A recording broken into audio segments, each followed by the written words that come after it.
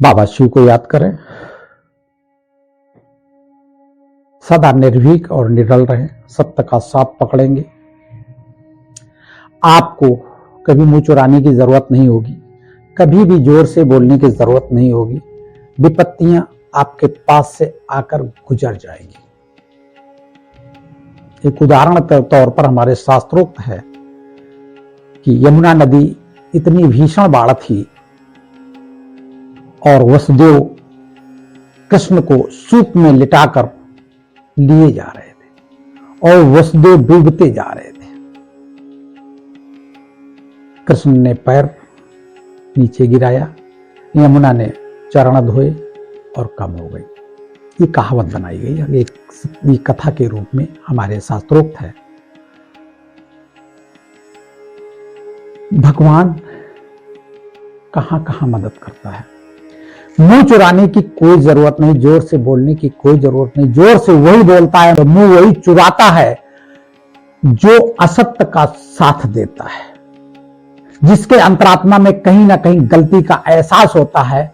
वो सामना करने के लिए कभी तत्पर नहीं होता और सत्य का सामना उत्तेजनावश जो करता है वो निश्चित वो भी झूठा है, लेकिन उस प्रकरण में वो सत्य है, इस कारण से उसके उत्तेजना है।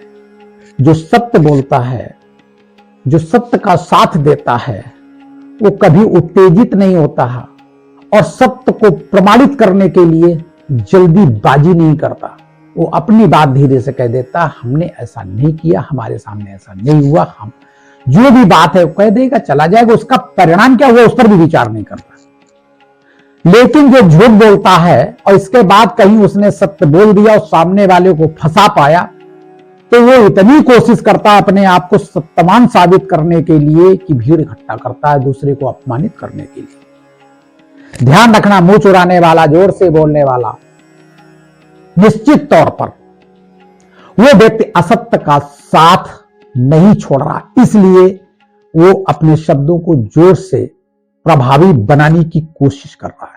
जो असत्य का साथ देते हैं, मुंह चुराते हैं अपने परिवार में, अपने बच्चों के सामने, अपनी पत्नी के सामने, अपने समाज में, अपने रिश्तेदारों के सामने, और जो सत्य रहता है वो कभी न मुंह चुराता है और न कभी मुंह छिपाता है और न कभी जोर से बोलता है।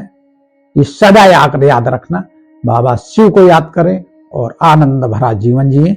सत्यम शिवम सुंदरम, इससे बढ़कर कुछ भी नहीं। बाबा शिव।